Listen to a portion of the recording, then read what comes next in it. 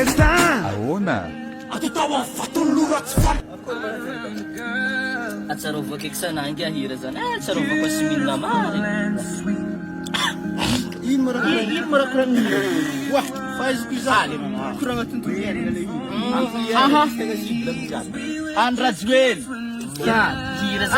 Hira zany natolotra eky sanah. Andrajoely roa propagande iratotra sanatamareo fampelezan-kevitra hira zany hira propagande Andrajoely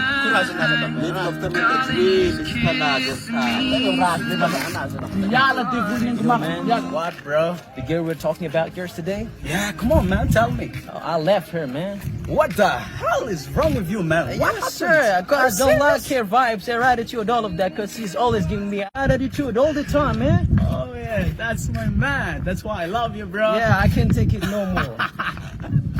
Cool.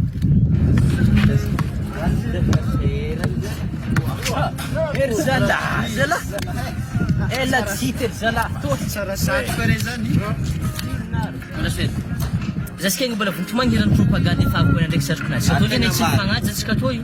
Zao zala rambarikore hoe mamany Andrajoely ndraiky papany Andrajoely mbola tsy fangahita fa voavidy ke satroko to tsisy idiran'ny lokoloko politique zany. Are midimiditry amin'ny fiainana anahy mbo henare rakoragny hira tandrinesanare zany. Andrajoely rakoragny hira propagande.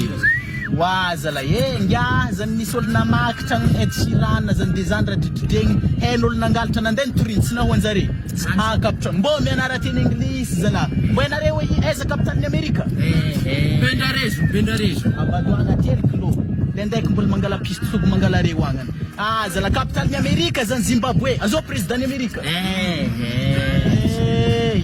Lionel Messi Premier Ministre Camille Vital zala I'm born to speak kariko entertain anglais zala pratique 100% akaw am 3 chemin ambadiky benika zala ambiance ao mbo maherantsy tsara be wa zala abatonga nare afaka tegna mampiafaka zay kao mbona fiso mandeha aminay kam teny anglais objiab mbona ravinkazo mbona table ba teny anglais atsika zala andeha aretsika zay fa izy fo mafreny are lo ambarikole le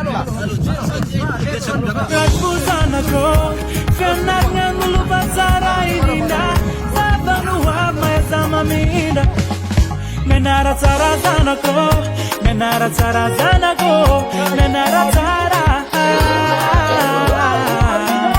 Menara tsara zanako, menara tsara zanako.